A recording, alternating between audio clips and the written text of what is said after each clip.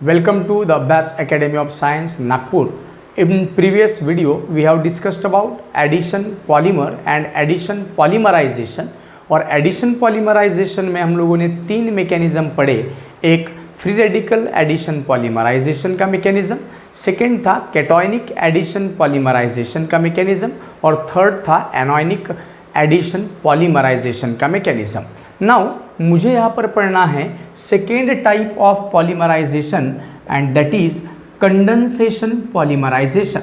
सो condensation का मतलब हम लोग प्रीवियस वीडियो में भी हम लोग एक्सप्लेन कर चुके हैं कि कंडेंसेशन क्या है। Sir on the basis of कि पॉलीमर कैसे बनते हैं, पॉलीमर जब बनते हैं तो उस प्रोसेस को पॉलीमराइजेशन कहा जाता है, लेकिन वो पॉलीमराइजेशन प्रोसेस होती कैसे है।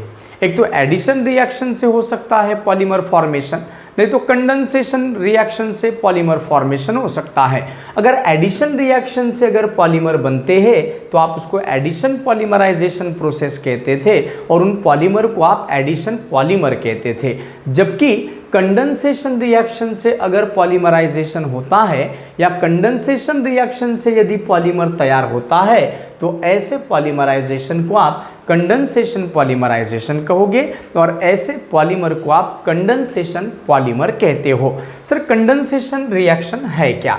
जैसे कि अगर मैं कंसिडर करता हूँ कोई भी एक example, so if I consider here example of, मुझे कंडेंसेशन रिएक्शन बताना है and if I consider here dicarboxylic acid, dicarboxylic acid लेता हूँ सो या फिर हेक्सामिथिलिन डायमाइन लेता हूँ मैं CH2 6 टाइम्स NH2 और यहाँ पर भी वैसे ही NH2, so this is hexamethylene diamine. और इस हेक्सामिथिलिन डायमाइन की रिएक्शन यदि मैं एडिपिक एसिड के साथ में करता हूँ CH2 4 times C double bond O OH C double bond O OH, sir ये एडिपिक एसिड है, दो COOH है, डाइकार्बोक्सिलिक एसिड। अब इस रिएक्शन को अगर मैं प्रोसीड करता हूँ तो रिएक्शन जब होगी तो कार्बोक्सिलिक एसिड का, कार्बोक्सिलिक ग्रुप का OH और अमाइनो ग्रुप का H, मतलब H और OH H2O बाहर निकल जाएगा।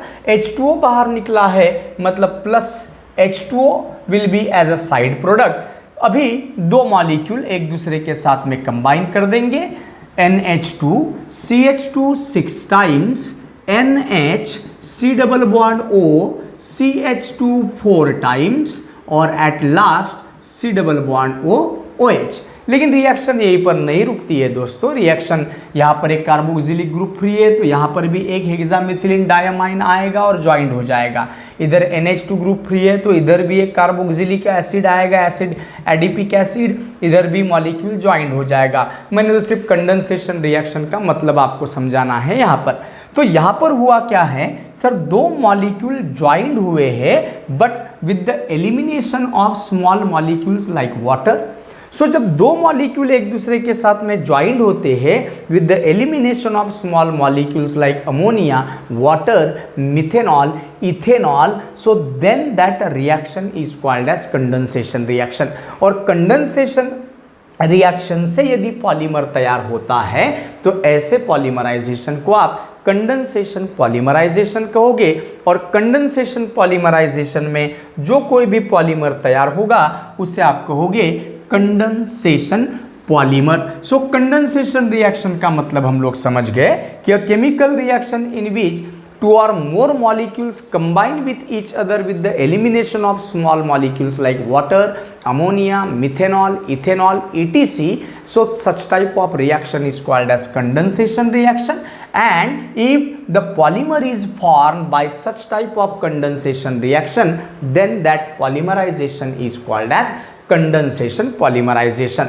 सर ये कंडेंसेशन पॉलीमराइजेशन की जो प्रोसेस है तो यहाँ पर जो मैंने एग्जांपल लिया था अभी सेम मैं यहाँ पर फिर से रिपीट कर रहा हूँ। CH2 6 टाइम्स NH2, यहाँ पर भी वैसे ही NH2, ये रहा हेक्सामिथिलिन डायमाइन, वैसे ही उसकी रिएक्शन मैं करता हूँ एडिपिक एसिड के साथ में CH2 4 times C double bond O OH C double bond O OH और इसको मैं हीट करता हूँ at high temperature and at high pressure, so it will undergo polymerisation.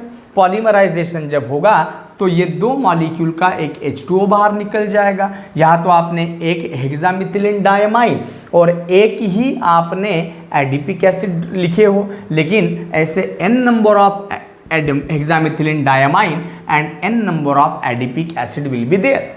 अब दो मॉलिक्यूल एक दूसरे के साथ में यदि कंबाइन हो जाते हैं तो CH2 4 टाइम्स, CH2 6 टाइम्स, वहां पर बचा NH, ज्वाइंट हो गया C डबल बॉन्ड O, वैसे ही CH2 4 टाइम्स और वैसे ही C double bond O OH। Sir वैसे ही इधर NH2, लेकिन रिएक्शन यहीं पर रुकेगी नहीं, क्योंकि यहाँ पर एक COOH ग्रुप प्रेजेंट है, यहाँ पर भी एक अमाइनो ग्रुप प्रेजेंट है।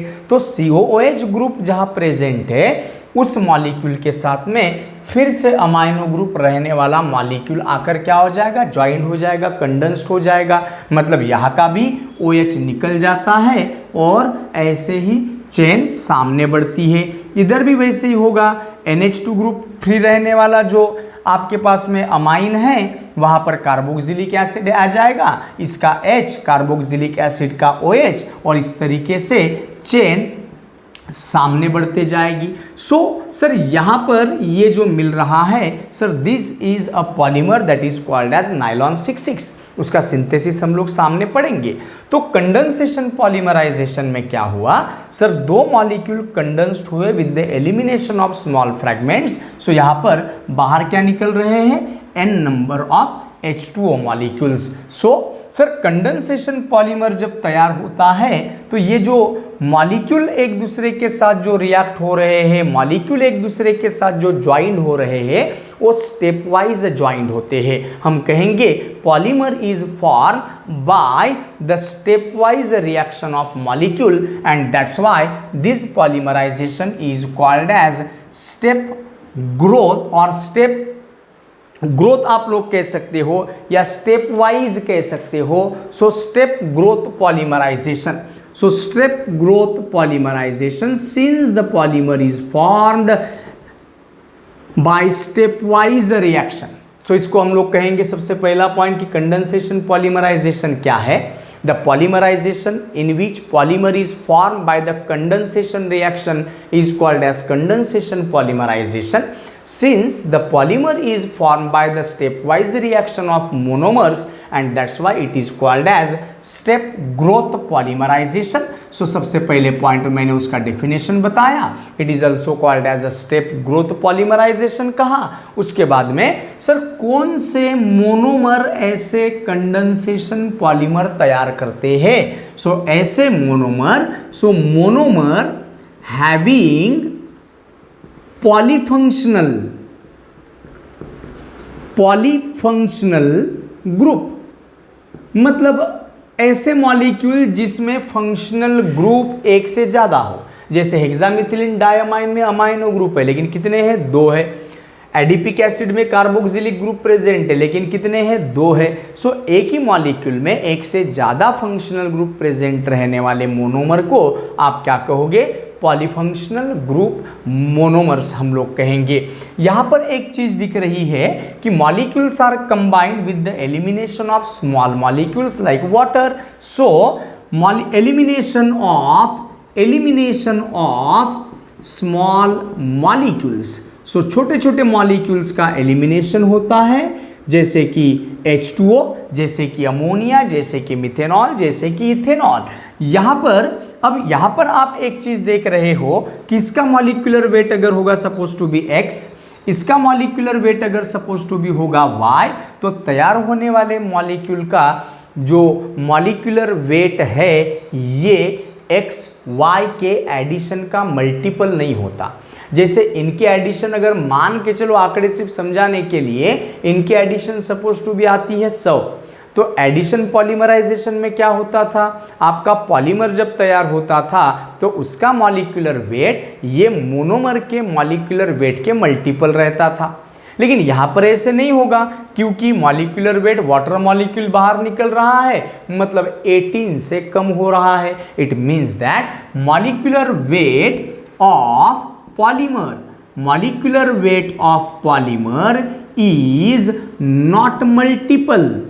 is not multiple of the molecular weight of monomers। जैसे कि एडिशन रिएक्शन में हो रहा था, इथीन का मॉलिक्यूलर वेट जो कुछ भी था 12 to the 24 + 4 मतलब 28। तैयार होने वाले पॉलीमर का जो मॉलिक्यूलर वेट रहेगा वो 28 का मल्टीपल रहेगा। जैसे 100 मॉलिक्यूल अगर ज्वाइंट है तो उसका मॉलिक्यूलर वेट रहेगा 100 × 28 मतलब 2800 हो जाएगा। लेकिन यहाँ पर ऐसे नहीं होता, since the molecule elimination is carried out here, so ये molecular weight of polymer is not a multiple of molecular weight of monomer. जैसे आप लोग कहते थे कि पॉलीमर का जो एम्पिरिकल फार्मूला है और मोनोमर का जो एम्पिरिकल फार्मूला है ये हमेशा समान रहता था, किनमें? एडिशन पॉलीमराइजेशन में। लेकिन यहाँ पर एम्पिरिकल फार्मूला मोनोमर और पॉलीमर का समान नहीं रहेगा, क्योंकि मोनोमर आपको यहाँ पर पॉलीफंक्शनल वाले दिख रहे हैं, कुछ मॉलिक्यूल एलिमिनेट हो रहे हैं। तो ये कंडेंसेशन पॉलीमराइजेशन के बारे में हम लोगों ने इंट्रोडक्शन दिए। जैसे कि यदि मैं मानता हूँ R≡COOH, सर ये कार्बोक्सिलिक एसिड है, तो यहाँ पर एक ही COOH प्रेजेंट है, सो मोनोकार्बोक्सिलिक एसिड कहेंगे हम लोग। So here we are taking monocarboxylic acid, या फिर आप इसको मोनोबेसिक एसिड भी कह सकते हो। Monobasic since it can donate only 1 H+ which can combine with a base, so it is called as monobasic acid। so अगर आप मोनोबेसिक एसिड लेते हो और उसकी रिएक्शन आप मोनोहाइड्रिक अल्कोहल के साथ में करते हो R-OH, so this is monohydric alcohol. और यदि आप इन दोनों की रिएक्शन करोगे तो कार्बोक्सिलिक एसिड का OH और अल्कोहल का H बाहर निकल जाएगा, मतलब H2O बाहर निकला, और अब दो मॉलिक्यूल कंबाइन हो जाएंगे R≡COOR',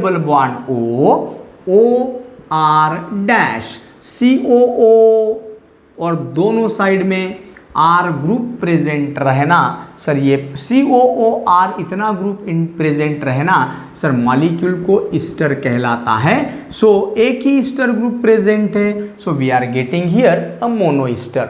आपने एक ही COOH प्रेजेंट रहने वाला मोनोबेसिक एसिड लिए, एक ही OH प्रेजेंट रहने वाला मोनोहाइड्रिक अल्कोहल लिए। अब क्या करता हूं मैं अब यहां पर लेता हूं फिर से मोनोकार्बोक्सिलिक एसिड, मतलब monobasic acid. So here I am taking monobasic acid, और मोनोबेसिक एसिड की रिएक्शन में कर देता हूं अब डाइहाइड्रिक अल्कोहल के साथ में।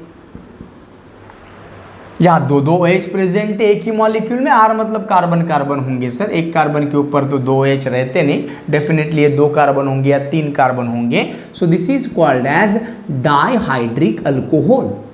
And if we react these two molecules, so this molecule have only one COOH group, so definitely only one COOH group will participate in chemical reaction, water molecule will get eliminate, so H2O बाहर निकल जाएगा, और H2O बाहर निकलने के बाद फिर से आपको क्या मिलेगा R≡COOR'≡OH। तो यहाँ पर भी आप लोगों को मोनोईस्टर ही कंपाउंड मिल रहा है। तो एक काम करो सर, आप ये क्या करो, ये डाइबेसिक एसिड लो, डाइबेसिक एसिड लेकर देख लेता हूँ, और यहाँ पर मैं मोनोहाइड्रिक अल्कोहल में ढेर सारी पॉसिबिलिटी यहाँ पर लिख सकता हूँ। सो यहाँ पर फिर से मैं मोनोहाइड्रिक अल्कोहल ही लूँगा, मोनोहाइड्रिक अल्कोहल एक ही OH प्रेजेंट रहने वाला, और यहाँ पर मैं दो COOH प्रेजेंट रहने वाला डाइकार्बोक्सिलिक एसिड लेता हूँ, या फिर आप लोग कहोगे डाइबेसिक एसिड। ठीक है, तो अभी रिएक्शन कैसे होगी सर, एक COOH प्रेजेंट है तो एक बार रिएक्शन होगी, एक H2O बाहर निकल जाएगा, so 1 H2O will get eliminated. So sir what type of product we will get, C≡OH R C double bond O, O R dash. तो यहां पर मोनो ईस्टर मिल रहा है, लेकिन सर यहां पर दो दो COOH प्रेजेंट है, तो R डैश OH ये दोनों COOH के साथ में रिएक्ट होगा, मतलब यहां पर लिखना पड़ेगा ट्वाइस। तो यहां पर भी वैसे ही होगा, इसका OH और R डैश OH का H निकल जाएगा बाहर, मतलब यहां पर आ जाएगा O R डैश। तो यहां पर कितने ईस्टर ग्रुप दिख रहे हैं? दो। तो क्या कहोगे इसे? Di ester. How many water molecules are eliminated there? 2।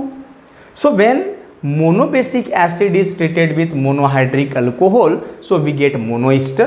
When dibasic acid is treated with monohydric alcohol, we will get diester. अब मैं क्या करता हूँ, डाइहाइड्रिक मतलब डाइबेसिक एसिड ही लेता हूँ, RC double bond OOH, C double bond OOH, और उसकी रिएक्शन में करता हूँ डाइहाइड्रिक अल्कोहल के साथ R dash OH, R dash OH। तो ये भी हो गया डाइबेसिक एसिड, और उसकी रिएक्शन कर रहा हूं मैं किनके साथ में? डाइहाइड्रिक अल्कोहल के साथ में रिएक्शन कर रहा हूं। So what type of reaction will be there?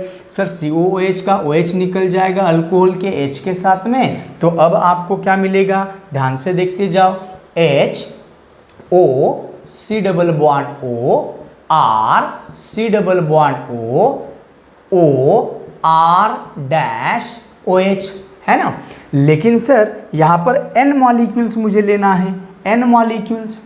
तो क्योंकि इसमें भी अब ये साइड बची हुई है रिएक्ट होने के लिए, ये भी साइड बची हुई है रिएक्ट होने के लिए, तो यहाँ OH जहां पर फ्री है वहां पर फिर से ये डाइबेसिक एसिड आएगा, और डाइबेसिक एसिड फिर से इसके हाइड्रोजन को लेकर भागेगा, और इस तरीके से चेन सामने जाएगी। यहाँ पर भी OH निकल जाएगा और इधर डाइहाइड्रिक अल्कोहल इस तरीके से कंबाइन होगा, and these unit will get repeated.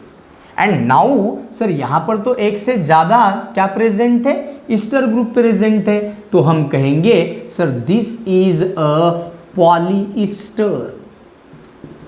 सो ये पॉलीईस्टर बन गया। कहने का मतलब ऐसा है कि कंडेंसेशन पॉलीमर तभी बनेंगे जब आपके मोनोमर पॉलीफंक्शनल ग्रुप वाले रहेंगे, मतलब एक ही मॉलिक्यूल में एक से ज़्यादा फंक्शनल ग्रुप प्रेजेंट है, जैसे कि डाइबेसिक एसिड में एक से ज़्यादा मतलब 2 COOH ग्रुप, और डाइहाइड्रिक अल्कोहल में एक से ज़्यादा मतलब 2 हाइड्रोक्सी ग्रुप प्रेजेंट है। So monomer should be polyfunctional group containing. So ये हो गया कंडेंसेशन पॉलीमर के बारे में इंट्रोडक्शन पार्ट। अगर कोई पूछता है आपको कि write a short note on condensation polymerization, तो ये डिस्क्रिप्शन दो और किस तरीके से आप रिएक्शन लिखते हो, ये तीनों रिएक्शन लिखो। ये एक क्वेश्चन 2.5 मार्क के लिए।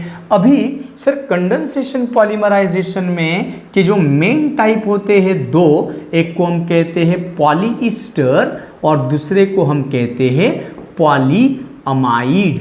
सो मुझे इस लेसन में पॉलीईस्टर तैयार करने हैं और कुछ पॉलीअमाइड तैयार करने हैं। So let's move towards the synthesis of polyester. So polyester कैसे तैयार हुए?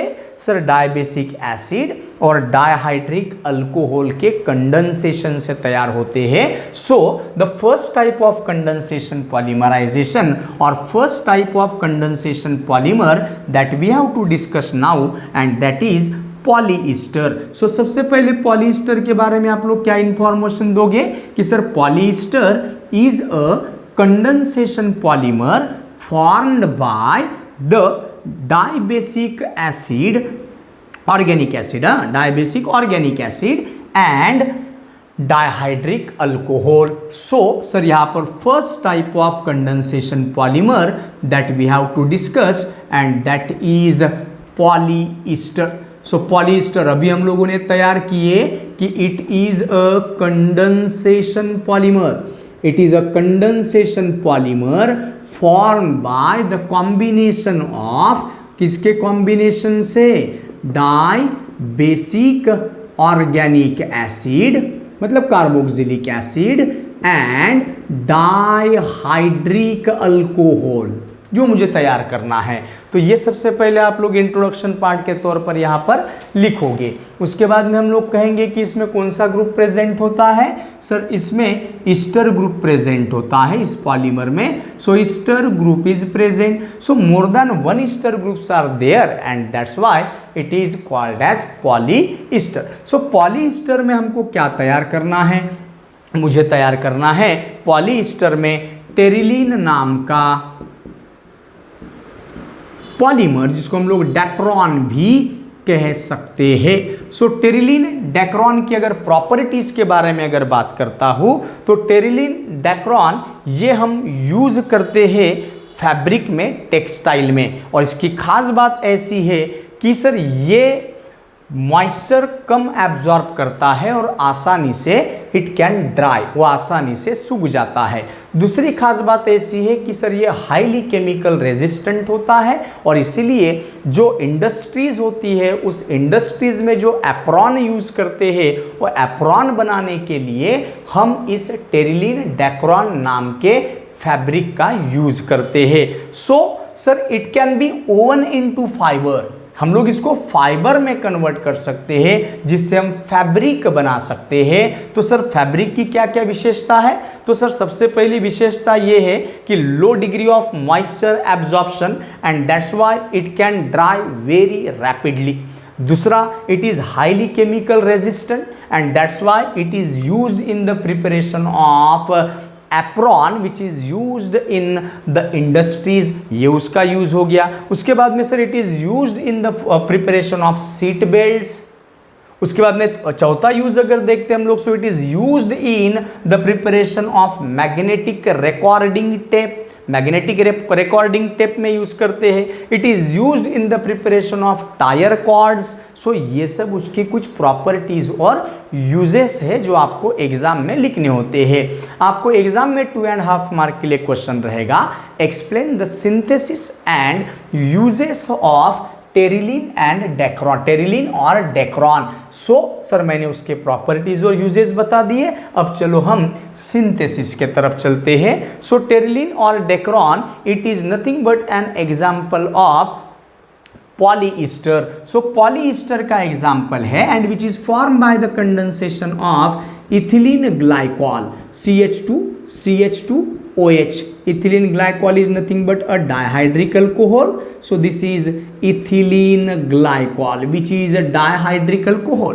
And after that, it is treated or it is heated with terephthalic acid. So benzene ring, और बेंजीन रिंग पर लगे हुए हैं 2 COOH ग्रुप, लेकिन पैरा पोजिशन पर with respect to each other. So that is called as terephthalic acid. Terephthalic acid, अगर यही COOH अर्थो पोजिशन पर रहते तो आप उसको थैलिक एसिड कहते। सो टेरिप्थेलिक एसिड के साथ में आप लोग क्या करोगे, उसको हीट करोगे, किसके साथ में। सो सर इसको हीट किया जाता है जिंक एसीटेट के प्रेजेंस में एंड एंटीमोनी ऑक्साइड के प्रेजेंस में, और हीट करते हैं आसपास 400 से 500 केल्विन पर। सो सर आसपास टेम्परेचर तो आप लोग रेंज में लिख सकते हो। So temperature is 425 to 475 kelvin. So it is heated for 2-3 hours. So ethylene glycol and terephthalic acid when strongly heated in presence of zinc acetate and antimony oxide at about 425 to 475 Kelvin. So what type of reaction will be there? So definitely condensation reaction will be there. So we have to take here N molecules of ethylene glycol and N molecules of terephthalic acid. So होगा क्या sir, यहाँ पर भी condensation होगा, H इसका OH carboxylic acid का और alcohol का H, H2O बाहर निकल जाएगा। H2O बाहर निकलने के बाद क्या बचा, देखो जरा लेफ्ट हैंड साइड से लिख रहा हूं मैं, OH CH2 CH2, इधर क्या बचेगा O C double bond O, benzene ring और आखिरी में क्या लिखोगे फिर से C डबल बॉन्ड OOH। लेकिन ये तो दो ही मॉलिक्यूल का हिसाब हुआ सर। ऐसे ही सर यहाँ इथिलीन ग्लाइकॉल के बाजू में फिर से एक टेरिप्थिलिक एसिड आ जाएगा। फिर टेरिप्थिलिक एसिड आएगा तो किस तरीके से रिएक्शन होगी, देखो जरा ध्यान से। Benzene ring C double bond O OH और यहाँ पर भी C डबल बॉन्ड OOH, तो इनके बीच में भी क्या निकल जाएगा, वाटर मॉलिक्यूल। तो ये तीसरा मॉलिक्यूल कंबाइन हो गया। वैसे ही सर इधर COOH फ्री है तो इधर इथिलीन ग्लाइकॉल आप लोग कंबाइन करोगे। सो OH CH2 CH2OH। सो यहाँ पर भी वैसे ही OH और H बाहर निकलेगा, चौथा मॉलिक्यूल भी कंडेंस्ड हो गया। सर ऐसे 4 5 6 ऐसे हजारों मॉलिक्यूल एक दूसरे के साथ में कंडेंस्ड हो जाएंगे, तो उतने मॉलिक्यूल तो लिखना पॉसिबल नहीं। तो हम कहेंगे कि सर ये जो पार्ट है, इतना जो पार्ट है, ये पार्ट क्या हो रहा है, बार बार रिपीट हो रहा है। सो सर ये जो पार्ट है, ये पार्ट होता है बार बार रिपीट। सो यहाँ पर मैं लिखूंगा n टाइम्स और बाकी पार्ट को मैं मिटा देता हूँ, वो तो सिर्फ समझाने के लिए बताया था। So this is called as terylene और Dacron which is used in the synthesis of fabric, जिसको फैब्रिक बनाने में यूज करते हैं। ये रिएक्शन आपको लिखना है और साथ में थ्योरी लिखना है। थ्योरी कैसे लिखोगे, ethylene glycol and terephthalic acid on strongly heating with zinc acetate and antimony oxide which act as a catalyst at about 425 to 475 Kelvin. It undergoes polymerization, condensation polymerization, and it gives terylene और Dacron. तो terylene और Dacron बनाने में हम लोग उसको use करते हैं। तो ये आपको एग्जाम में रहता है, टेरिलीन डेक्रॉन की how explain the synthesis and uses of terylene और डेक्रॉन। तो मैंने जो आपको प्रॉपर्टी शुरुआत में बताया वो लिखना है, रिएक्शन लिखना है और रिएक्शन की थ्योरी आपको लिखना है, जो आपको 2.5 मार्क देगी यूनिवर्सिटी एग्जाम में। सो this is about the terylene और डेक्रॉन। उसके बाद में मैं चल रहा हूँ, हमें तैयार करना है पॉलीअमाइड। एक चीज आप लोग ध्यान रखो कि अगर इथिलीन ग्लाइकॉल और इथिलीन ग्लाइकॉल के साथ में यदि आप यूज करते हो, अब मैं ये रिएक्शन को मिटा रहा हूँ, ठीक है, अब मैं ये रिएक्शन को मिटा रहा हूँ, ये एडिशनल इंफॉर्मेशन आपको याद रखना है कि यदि सर आप पैरा पोजीशन वहां पर COOH न रखते हुए अगर अर्थो पोजीशन पर अगर COOH रखते तो ये बन जाता था phthalic acid C double bond O OH C double bond O OH। और ये थैलिक एसिड के साथ में यदि आप रिएक्शन करते तो आप लोग अंदाजा लगा सकते हो कि किस तरीके का पॉलीमर बन सकता है। और उस पॉलीमर को हम लोग ग्लिप्टल कहते हैं, जिसको पेंट बनाने में हम लोग यूज करते हैं। उसको आप लोगों को एग्जाम पॉइंट ऑफ व्यू याद नहीं रखना है कि एडिशनल इंफॉर्मेशन कि टेरिप्थिलिक एसिड के जगह पर आप थैलिक एसिड अगर यूज करते हो, so you will get the same type of polymer but the name of that polymer will be glyptal and that will be used in same type का, मतलब बिल्कुल वैसे ही नहीं मिलेगा, ध्यान रखना। यहाँ से आप इमेजिन कर सकते हो कि कैसे रिएक्शन होगी। सो ये हो गया सर हमारा टेरिलीन के बारे में या डेक्रॉन के बारे में। उसके बाद में मुझे पॉलीस्टर में एक ही पॉलीमर हमारे सिलेबस में हमको तैयार करके देना है, that is called as polyester. And now I have to move towards the next type of polymer that we have to discuss and that is polyamide. So polyamide, so amide group अगर आप लोगों को पता है तो amide group कैसे तैयार होता है आपको पता है, C double bond O OH। और यदि ये मॉलिक्यूल के पास में अगर अमाइनो ग्रुप प्रेजेंट होता है, मतलब एक मॉलिक्यूल के पास में कार्बोक्सिलिक ग्रुप और दूसरे मॉलिक्यूल के पास में अमाइनो ग्रुप, सो यहाँ का OH और यहाँ का H बाहर निकल जाएगा और ये कार्बन ये नाइट्रोजन के साथ में लिंक हो जाएगा। ये जो ग्रुप रहेगा इसको आप लोग कहेंगे अमाइड ग्रुप। तो अमाइड ग्रुप आप लोग इसको कहते हो।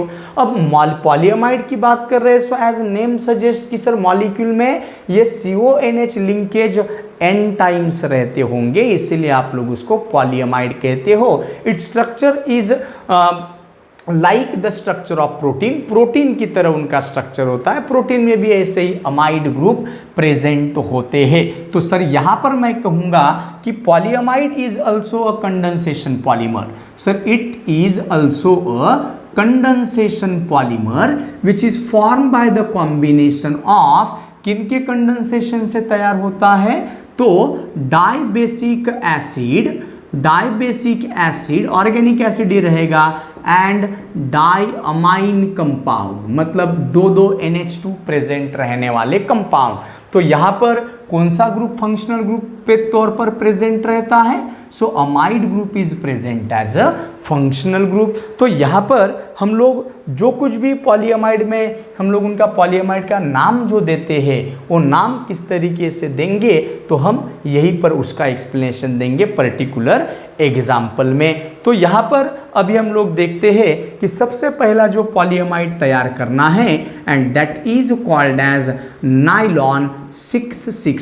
सो सबसे पहले तो ये नाइलॉन 66 की प्रॉपर्टीज क्या है, यूजेस क्या है, फिर इसको आप लोग यूज आपको पता रखना पड़ेगा। तो सबसे पहले तो सर ये कारपेट बनाने में यूज करते हैं, फैब्रिक बनाने में यूज करते हैं, टायर बनाने में यूज करते हैं, रोप्स बनाने में यूज करते हैं, इलास्टिक होजियरी जो होती है उनको तैयार करने में हम लोग यूज करते हैं। सर ये नेचुरल फाइबर की तुलना में सर ये थोड़े से लाइट होते हैं, ज़्यादा स्ट्रांग रहते हैं, और दूसरी बात सर ये केमिकल रेजिस्टेंट होते हैं, मतलब inert towards the chemicals. And उसके बाद में साथ साथ में हम लोग इस नायलॉन 66 को ऊल के साथ में ब्लेंड कर सकते हैं, मिक्स कर सकते हैं। So these are the uses of nylon 66। Now move towards the synthesis. तो यहाँ पर भी आप लोगों को वैसे ही केमिकल रिएक्शन देना है, और यहाँ पर आपको लेना होता है हेक्सामिथिलीन डायमाइन,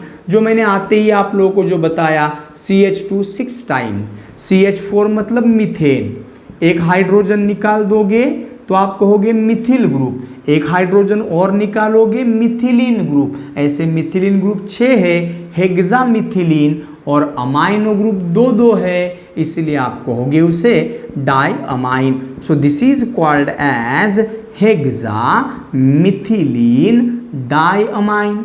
सो ये हेक्सामिथिलीन डाइअमाइन को हम हीट करेंगे किसके साथ में, adipic acid, CH2 4 times, C double bond O OH, तो एडिपिक एसिड के साथ में हम लोग, या हेक्सेन डाइओइक एसिड भी कह सकते हो, IUPAC name, common name is adipic acid. तो इनके कॉम्बिनेशन से तैयार होगा सर। अब राइट हैंड साइड में जगह नहीं है तो मैं नीचे लिख रहा हूँ यहाँ पर। सर इसको हम लोग आसपास 553 केल्विन पर हीट करते हैं। टेम्परेचर आपने 500 केल्विन भी लिखे तो भी चल सकता है, 600 केल्विन भी लिखे तो भी चल सकता है। ऐसा कुछ नहीं है कि सर ये रिएक्शन टेम्परेचर के ऊपर डिपेंड है कि टेम्परेचर चेंज किए तो प्रोडक्ट बदल जाएगा, नहीं सर, अप्रॉक्सीमेट टेम्परेचर आप लोग लिख सकते हो। तो अब हेक्सामिथिलीन डायमाइन के भी N मॉलिक्यूल्स लेना पड़ेगा और एडिपिक एसिड के भी N मॉलिक्यूल्स लेना पड़ेगा। रिएक्शन वैसे ही होगी, H और इसका OH, मतलब H2O बाहर निकल गया, H2O बाहर निकाल दोगे। H2O बाहर निकालने के बाद अब दो मॉलिक्यूल को ज्वाइन करके देख लो, NH2 CH2 6 times NH C double bond O CH2 4 times C double bond OOH।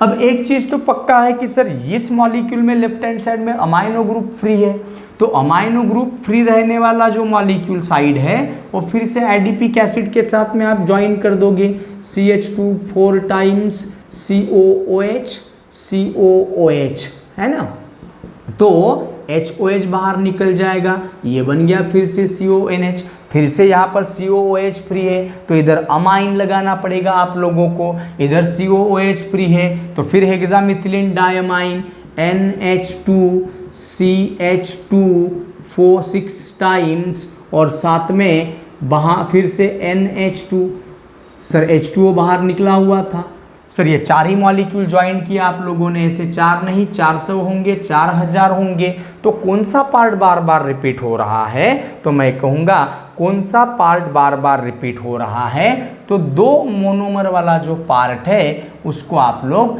Repeat होते हुए दिखाओगे। And now whatever the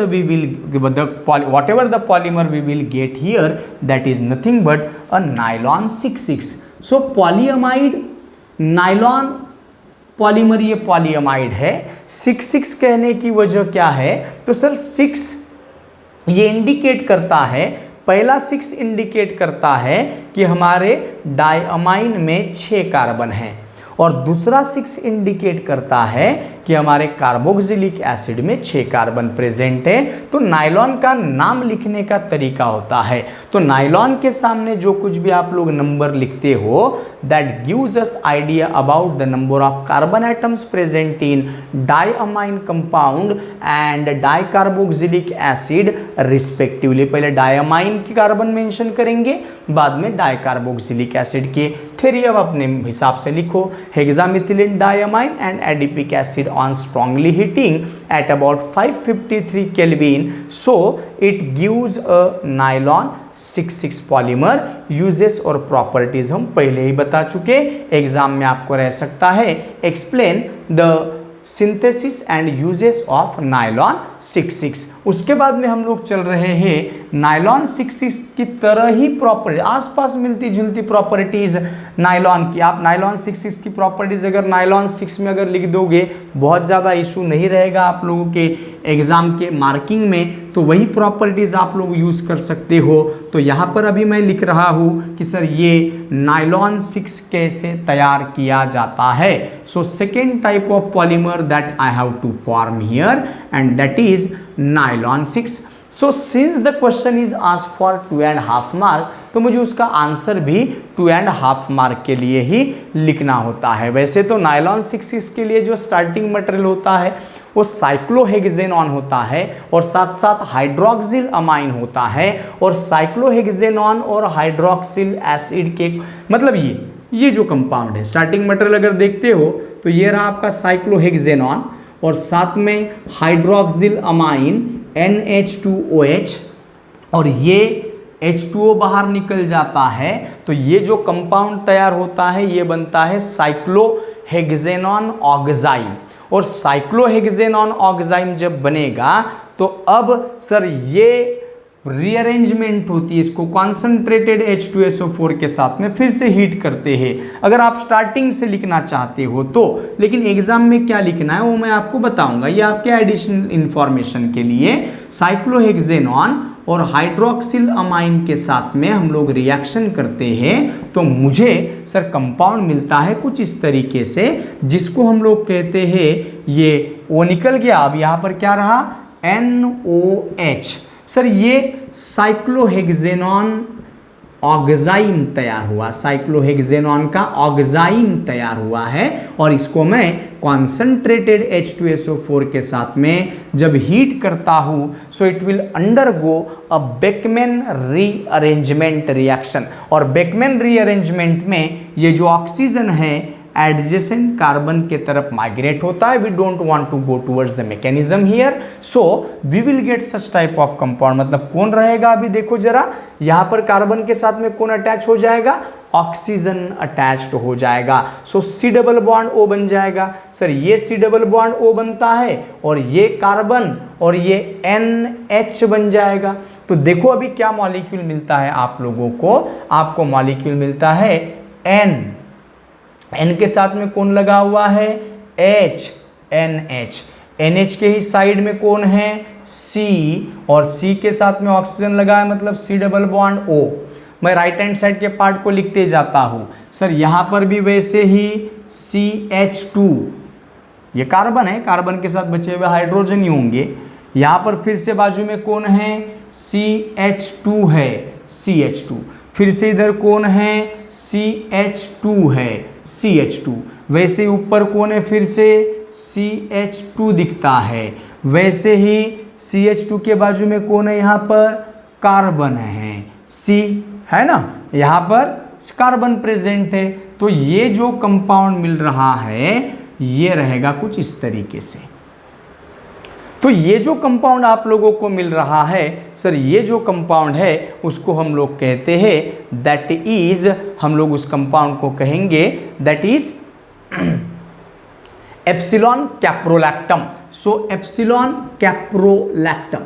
so caprolactam का मतलब क्या होता है sir? Caprolactam is a cyclic amide, cyclic amide, CONH मतलब amide group, और ये अमाइड ग्रुप साइकिल में प्रेजेंट है, रिंग में प्रेजेंट है, उसको कैप्रोलैक्टम कहा जाता है। और ये कैप्रोलैक्टम में with respect to carbonyl, carbonyl के रिस्पेक्ट में सर इसको हम अल्फा कहेंगे, इसको बीटा कहेंगे, इसको गामा कहेंगे, इसको डेल्टा कहेंगे, इसको एप्सिलॉन कहेंगे। So with respect to the carbonyl group, NH group is present after epsilon carbon and that's why it is called as epsilon caprolactam. ठीक है, तो ये हो गया सर हमारा एक स्टेप। एग्जाम में आप लोगों को लिखना है सिर्फ नीचे वाले रिएक्शन जो मैं आपको लिख कर दे रहा हूँ एप्सिलॉन कैप्रोलैक्टम की, लेकिन वो कैसे तैयार हुआ तो ये भी चीज़ आप एडिशनल आपके पास में रखो। अब ये जो एप्सिलॉन कैप्रोलैक्टम है, NH C double bond O CH2 CH2 CH2 CH2 CH2 ये बन गया सर ये एप्सिलॉन कैप्रोलैक्टम। और इस एप्सिलॉन कैप्रोलैक्टम को मैं स्ट्रांगली हीट करता हूं in presence of inert atmosphere that is nitrogen gas. Nitrogen gas के प्रेजेंस में मैं उसको हीट करता हूं 530 से 550 केल्विन पर आसपास 3 to 4 आवर्स के लिए। और जब ये करूंगा मैं तो सर ये कार्बन नाइट्रोजन के बीच का जो थोड़ा सा पोलर बॉन्ड है, कार्बन के कंपैरिजन में नाइट्रोजन की इलेक्ट्रोनेगेटिविटी ज़्यादा है तो थोड़ी सी पोलैरिटी वहाँ पर इंड्यूस्ड हो गई। सो कार्बन नाइट्रोजन के बीच का बॉन्ड टूट जाएगा। कार्बन नाइट्रोजन के बीच का अगर बॉन्ड टूटता है तो रिंग को ओपन करना पड़ेगा। चलो ओपन कर रहा हूँ मैं। राइट हैंड साइड में कौन बचा? C डबल बॉन्ड O, उसके लेफ्ट हैंड साइड में CH2, उसके लेफ्ट हैंड साइड में CH2, उसके लेफ्ट हैंड साइड में CH2, उसके लेफ्ट हैंड साइड में CH2, उसके लेफ्ट हैंड साइड में फिर से CH2, उसके लेफ्ट हैंड साइड में वैसे ही CH2 है ना। और वैसे ही कितने CH2 है? 1 2 3 4 5 CH2 है, 5 CH2। अब कौन बचा? NH। ठीक है, तो अभी ये जो आप लोगों को मॉलिक्यूल मिल रहा है मतलब NH, बीच में 5 CH2, NH बीच में 5 CH2 और उसके बाद में C डबल बॉन्ड O। तो ये है आपका एक मॉलिक्यूल। लेकिन सर ऐसे एक एप्सिलॉन कैप्रोलैक्टम टूटा होगा, वैसे दूसरा एप्सिलॉन कैप्रोलैक्टम भी टूटता होगा, तो बाद में फिर ये जो है NH वाला जो पार्ट है ये इसके CO के साथ में कंबाइन होगा और इसका NH वाला पार्ट इसके CO वाले पार्ट के साथ में कंबाइन होगा। सो सर इस तरीके से रिंग बढ़ते जाएगी। तो सर इसको हम लोग ट्रू सेंस में अगर देखा जाए तो हम लोग इसे ना कंडेंसेशन पॉलीमर कह सकते हैं, ना हम लोग इसे एडिशन पॉलीमर कह सकते हैं। अलग कैटेगरी आती है इसकी जिसको कहा जाता है रिंग ओपनिंग पॉलीमराइजेशन। सो रिंग ओपनिंग पॉलीमराइजेशन। तो एग्जाम में जो आप लोगों को लिखना है ये प्रोसेस लिखना है कि epsilon caprolactam on heating at about 530 to 550 Kelvin at about 3 to 4 hours in inert atmosphere of nitrogen. So then we will get a nylon 6.